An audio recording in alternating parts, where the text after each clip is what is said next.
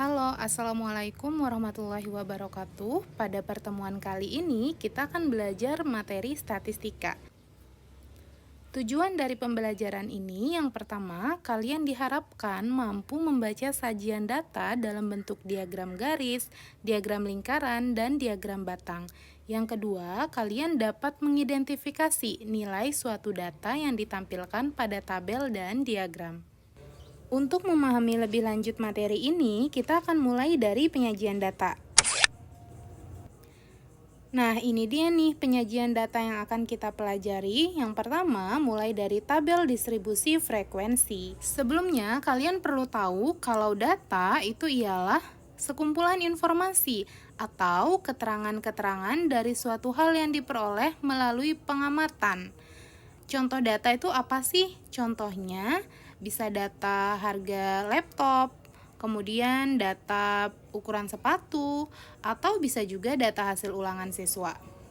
Data dapat dibedakan menjadi dua jenis. Yang pertama ada data tunggal dan yang kedua data kelompok. Data tunggal tuh contohnya kayak gini. Nah, kalau dijadikan tabel distribusi frekuensi, bentuknya akan seperti ini. Begitu pula data berkelompok. Ini adalah contoh dari data berkelompok.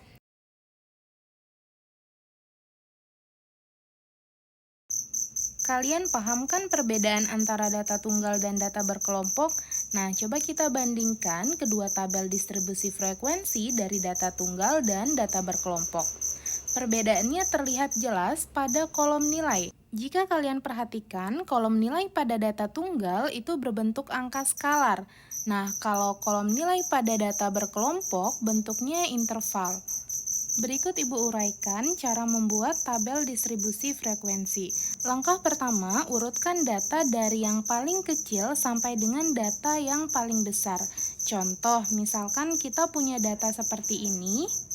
Kalian urutkan nih datanya dari yang angka paling kecil sampai dengan angka yang paling besar. Setelah diurutkan, kita akan memperoleh data seperti ini. Ini yang udah diurutkan.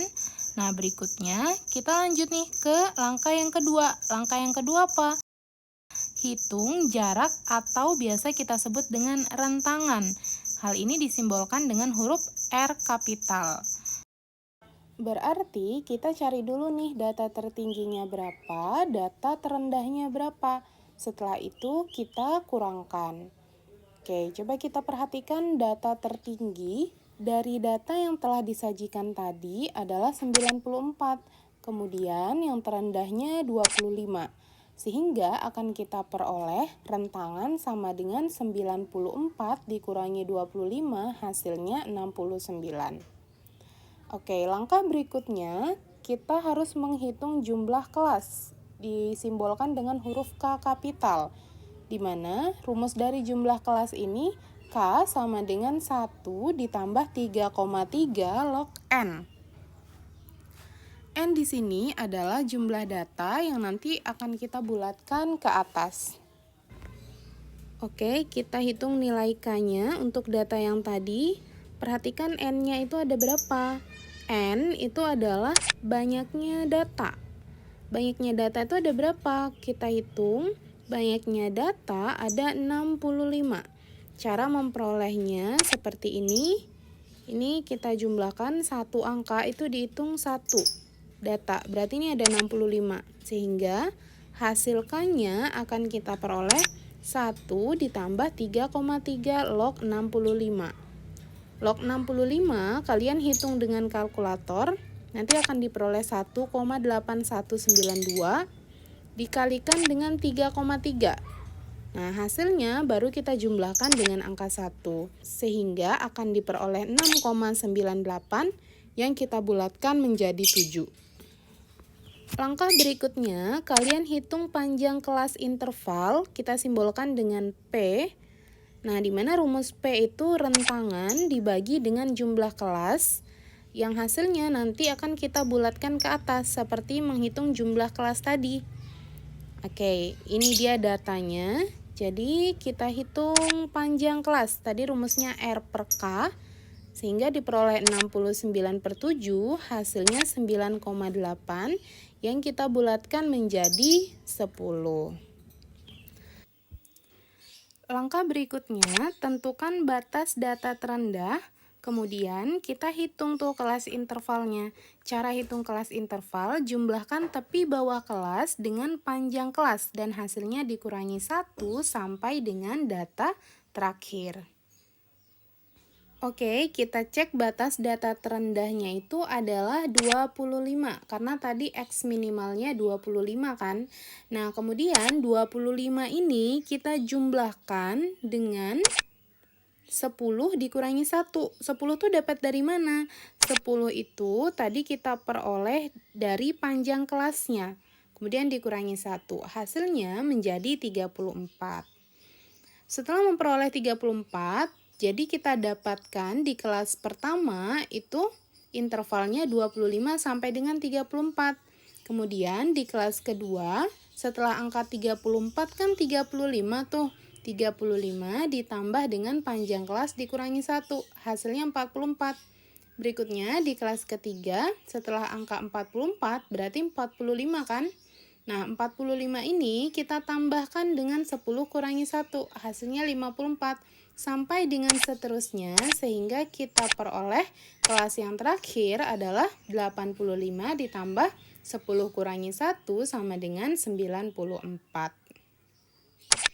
Kalau kalian perhatikan jumlah kelas pada data ini ada 7 kelas. 7 kelas itu tadi kita peroleh dari nilai K-nya sama dengan 7. Nah, hasil akhirnya kita akan memperoleh tabel distribusi frekuensi data tersebut seperti ini. Oke, bisa dipahami ya? Next, setelah tabel distribusi frekuensi, kita akan membahas cara membuat histogram dan poligon frekuensi dari tabel distribusi frekuensi. Nah, jadi sebelumnya kalian harus paham dulu nih cara membuat tabel distribusi frekuensi, baru kita bisa lanjut ke histogram dan poligon. Ketika membuat histogram, pertama-tama kalian buat dulu untuk kedua sumbu. Di sumbu horizontal itu ada keterangan data dan di sumbu vertikal itu ada keterangan untuk frekuensi. Nah, di bagian data ini kita akan mengisi yang pada tabel frekuensi yang sudah kita buat. Ada 25 sampai 34, itu kita tentukan ukuran rentangnya. Kemudian kalian akan membuat seperti diagram batang dengan panjang 6. Kenapa 6? Karena frekuensinya tadi 6. Nah, begitupun untuk data 35 sampai 44 yang berwarna merah akan kita tarik sepanjang 8 karena tadi frekuensinya 8.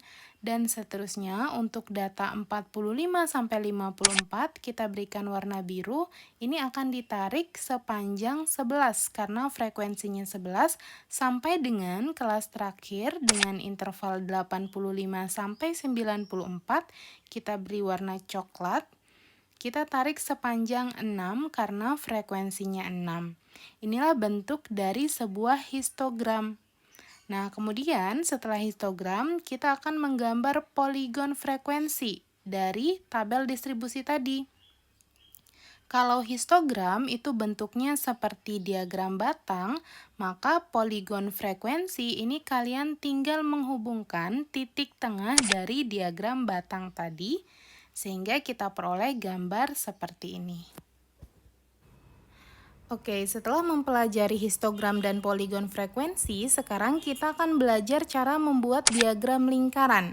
Tentu dari tabel distribusi frekuensi sebelumnya yang sudah kita pelajari. Langkah pertama yang harus kita lakukan ketika akan membuat diagram lingkaran dari sebuah tabel distribusi frekuensi ialah dengan cara mencari persentase dari masing-masing bagian. Nah, kita buat dulu lingkarannya. Kemudian kita hitung persentase untuk masing-masing kelas. Tadi kan di sini ada 7 kelas, jadi kita hitung persentase untuk kelas pertama, kelas kedua, sampai dengan kelas ke-7. Oke, kita mulai dari kelas pertama. Tadi kelas pertama itu mempunyai data 25 sampai dengan 34. Rumus mencari persentase dari suatu data ialah frekuensi data tersebut dibagi dengan frekuensi total dikali dengan 100%. Sehingga kita peroleh persentase dari kelas pertama ialah 6/65 dikali 100% sama dengan 9%. Nah, kita buat nih persentase 9% itu kira-kira segini. Berikutnya, untuk kelas kedua dengan data 35-44 itu kan punya frekuensi 8. Jadi, untuk mencari persentasenya, 8/65 dikali 100% akan sama dengan 12%. Nah, 12% itu kita beri warna merah kira-kira segini. Begitupun selanjutnya untuk kelas ketiga, 4, 5, sampai dengan kelas ke-7 akan kita peroleh gambar dari diagram lingkarannya seperti ini. Nah, bagaimana? Kalian sudah paham kan cara membuat diagram lingkaran dari suatu tabel frekuensi? Berikutnya, yang terakhir, kita akan belajar cara membuat ogive positif dan ogive negatif dari suatu tabel distribusi frekuensi yang sudah kita buat sebelumnya. Untuk memudahkan kalian dalam membuat ogive positif maupun ogive negatif, kita akan menggunakan tabel bantu, di mana tabel bantu ini adalah tabel distribusi frekuensi yang kita tambahkan tepi bawah kelas, dan frekuensi kumulatif lebih dari, serta frekuensi kumulatif kurang dari. Oke, yang pertama kita akan mulai dari tabel bantu untuk ogive positif. Tabel bantu untuk ogive positif terdiri dari kolom pertama itu data, kemudian X di sini adalah tepi atas kelas. Perlu kalian ketahui, kalau datanya itu 25-34, 25 itu disebut batas bawah, kemudian 34 disebut batas atas. Jadi kalau 34,5 itu disebut tepi atas. Oke, kemudian untuk kelas kedua, tepi atasnya 44,5. Begitupun seterusnya sampai dengan kelas ke-7, tepi atasnya 94,5. Kemudian kolom yang ketiga itu berisi frekuensi. Frekuensi ini sudah kita peroleh dari tabel distribusi frekuensi yang sebelumnya, dan kolom terakhir itu frekuensi kumulatif kurang dari. Kalau frekuensi kumulatif kurang dari, itu kita peroleh dari yang pertama kan angka 6. Angka 6 di sini diperoleh dari frekuensi biasa. Kemudian angka 14 diperoleh dari 6 ditambah 8. Selanjutnya angka 25 diperoleh dari 6 ditambah 8 ditambah 11. Begitupun seterusnya sampai kita memperoleh 65. Jadi perlu kalian perhatikan, kalau total frekuensinya itu 65, pasti frekuensi kumulatif kurang dari yang paling terakhir ini adalah angka 65. Oke, selanjutnya kita akan gambarkan ogive positif. Nah, ini dia ogive positif. Bisa dipahami ya? Oke, berikutnya kita beralih ke ogive negatif. Ketika akan membuat ogive negatif, kita membuat tabel bantu terlebih dahulu seperti ogive positif tadi. Oke, ini dia tabel bantunya. Kolom yang pertama itu berisi data sama seperti sebelumnya. Kemudian X di sini adalah tepi bawah kelas. Perhatikan kalau tadi di ogive positif itu X adalah tepi atas kelas. Kalau di ogive negatif, X itu adalah tepi bawah kelas. Jadi, tepi bawah kelas kedua adalah 34,5. Tepi bawah kelas ketiga adalah 44,5. Jadi selalu dikurangi 0,5. Dan seterusnya sampai kita memperoleh tepi bawah kelas ke-7 yaitu 84,5. Berikutnya kolom ketiga itu berisi frekuensi sama dengan tabel sebelumnya. Dan yang terakhir, kolom keempat itu berisi frekuensi kumulatif lebih dari. Perhatikan perbedaannya, kalau di ogive positif tadi itu frekuensi kumulatif kurang dari, kalau di ogive negatif itu berisi frekuensi kumulatif lebih dari. Jadi frekuensi kumulatif lebih dari itu akan dimulai dari total frekuensinya. Tadi kan total frekuensinya 65. Jadi kita tuliskan dulu 65, kemudian di kelas kedua itu kan 59. Nah, 59 ini kita peroleh dari 65 dikurangi 6. Berikutnya untuk kelas ketiga kita peroleh 51, di mana 51 ini diperoleh dari 59 dikurangi 8. Sampai dengan seterusnya sehingga kita peroleh di kelas terakhir itu adalah 6. Angka 6 di sini kita peroleh dari 14 kurangi 8. Oke, bisa dipahami ya. Sekarang kita akan menggambar ogive negatif. Nah, inilah dia gambar dari ogive negatif. Bisa kalian bandingkan dengan ogive positif, terlihat jelas ya perbedaannya. Oke, sekian untuk materi statistika pertemuan pertama. Pada video kali ini, kita akan melanjutkan dengan statistika pada pertemuan berikutnya di video selanjutnya. Jika ada pertanyaan, kalian boleh bertanya melalui WhatsApp grup atau boleh chat personal Ibu. Terima kasih. Wassalamualaikum warahmatullahi wabarakatuh.